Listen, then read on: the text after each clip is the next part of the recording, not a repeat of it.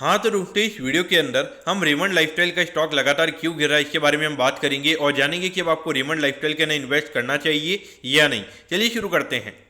तो देखिए करंटली अगर हम देखेंगे तो ये कंपनी लगभग अभी 5,700 करोड़ की मार्केट कैप पे ये कंपनी में ट्रेड होती हुई नजर आ रही है। और जब ये कंपनी आई थिंक जब ये कंपनी डिमर्ज हुई थी तो तब लगभग 20,000 करोड़ के लगभग ये कंपनी का मार्केट कैप था, यानी कि ऑलमोस्ट अगर हम देखेंगे तो लगभग 14,000 करोड़ का मार्केट कैप यहाँ पे कंपनी का इसकी ऑल टाइम हाई से यहाँ पे कम हो चुका है। तो कहीं ना कहीं देखा जाए तो करेक्शन यहाँ पे कंपनी में काफी अच्छा हुआ है। तो अगर हम रेमंड लाइफस्टाइल की अगर हम बात करेंगे तो देखिए जब ये कंपनी डिमर्ज हुई थी तो उसके बाद में तो यहाँ पे जो पहला जो 20-25% का करेक्शन ये जो कंपनी में आया था वो नॉर्मली जब कंपनी डिमर्ज होती है तो जो बड़े बड़े एफआईए और डीआईज होते हैं तो उनका थोड़ा बहुत वहाँ पे उनको जो अलोकेशन वगैरह थोड़ा चेंज करना पड़ता है। उसकी वजह से हमें यहाँ पे उनकी तरफ से सेलिंग देखने को मिली थी। तो इसके लिए यहाँ पे जो प्राइस था वो 3100 से लगभग हमें यहाँ पे 2200-2300 के लगभग वहाँ पे होता हुआ नजर आया था। फिर उसके बाद में अगर हम देखेंगे जब ये कंपनी के जो पहले वाले क्वार्टर के जो कंपनी के नंबर यानी कि जो Q2 वाले जब कंपनी के नंबर्स आए थे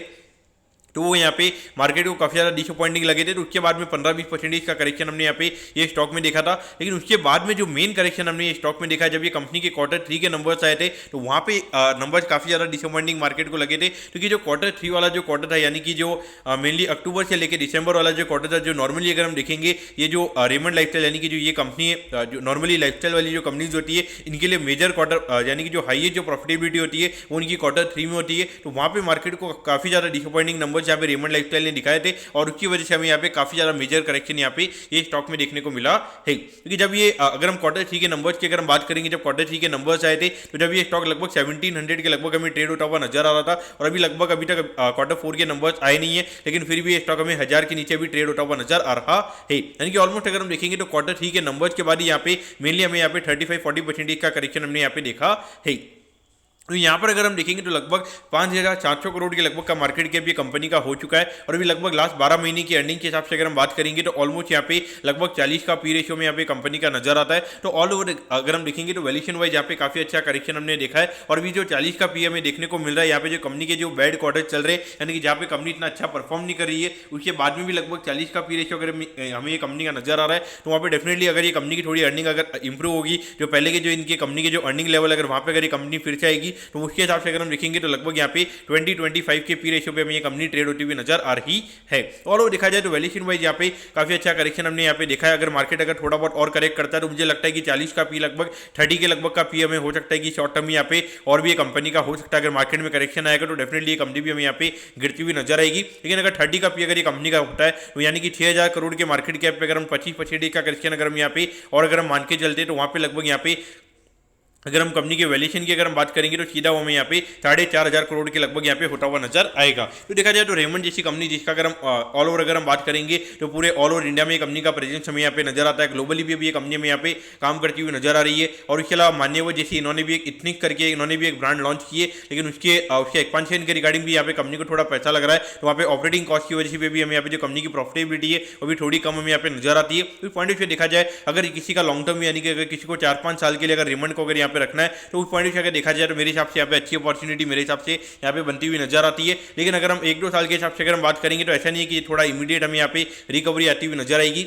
और अच्छा नहीं है कि पूरा सेक्टर यहाँ पे नहीं गिरा है। अगर हम इसको पहले अगर हम जब ये कंपनी लिस्ट हुई थी तो लोग यहाँ पे इसको वेदांत फैशन से यहाँ पे इसको कन्वर्ट कर रहे थे और जब वेदांत फैशन के मार्केट कैप की अगर हम बात करेंगे तो ऑलमोस्ट 33-34,000 करोड़ के लगभग हमें वेदांत फैशन ट्रेड होता हुआ नजर आ रहा था। और अभी वेदांत फैशन की अगर हम बात करेंगे तो लगभग 17-18,000 करोड़ के लगभग के मार्केट कैप पे हमें यहाँ पे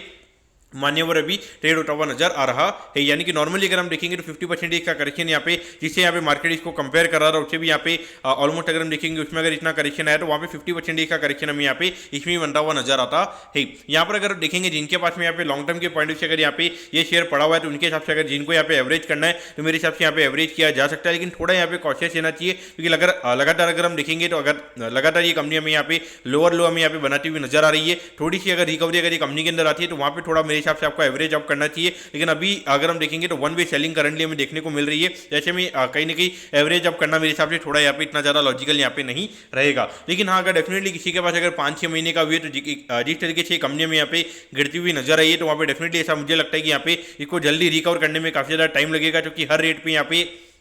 कोई ना कोई यहाँ पे पब्लिक में फंसा होगा। जैसे जैसे यहाँ पे शेयर में हमें थोड़ी रिकवरी आती हुई नजर आएगी, तो यहाँ पे कहीं ना कहीं हमें यहाँ पे लगातार सेलिंग आती हुई नजर आएगी। तो वन वे यहाँ पे इसका बढ़ना कहीं ना कहीं काफी ज्यादा मुश्किल यहाँ पे मुझे लगता है कि यहाँ पे वन वे बढ़ना यहाँ पे कंपनी के लिए काफी ज्यादा दिक्कत यहाँ पे रहेगा। मेरे हिसाब से देखा जाए तो नया हाई यानी कि जो 3100 का यहाँ पे कंपनी का हाई है, उसको तो यहाँ पे आने में टाइम लगेगा, लेकिन लगभग मुझे लगता है कि जब ये मार्केट थोड़ा रिकवर करेगा, जब निफ्टी अपने नए ऑल टाइम हाई पे में जाती हुई नजर आएगी, तो जो अभी 6000 करोड़ के लगभग का मार्केट कैप है, वो कहीं ना कहीं मुझे लगता है कि 10-11 हज़ार करोड़ के लगभग का मार्केट कैप ये यहाँ पे ये मार्केट ये कंपनी को हमें देता हुआ नजर आ सकता है। मुझे लगता है कि आने वाले 2-3 साल में अगर हम बात करेंगे तो लगभग 70-80% का प्राइस एप्रिसिएशन यहाँ पे मुझे लगता है कि एक्सपेक्ट किया जा सकता है। और यहाँ पे डाउनसाइड रिस्क की अगर हम बात करेंगे तो वो मुझे यहाँ पे काफी कम नजर आता है। लगभग 6000 करोड़ का मार्केट कैप है, मुझे लगता है कि लगभग 25% के लगभग यहाँ पे और करेक्शन हमें यहाँ पे होता हुआ नजर आ सकता है। अगर नॉर्मल मार्केट करेक्शन रहता है, अगर मार्केट और यहाँ पे अगर निफ्टी अगर हमारी 20,000 के नीचे चली जाएगी, तो वहाँ पे डेफिनेटली ऑलमोस्ट यहाँ पे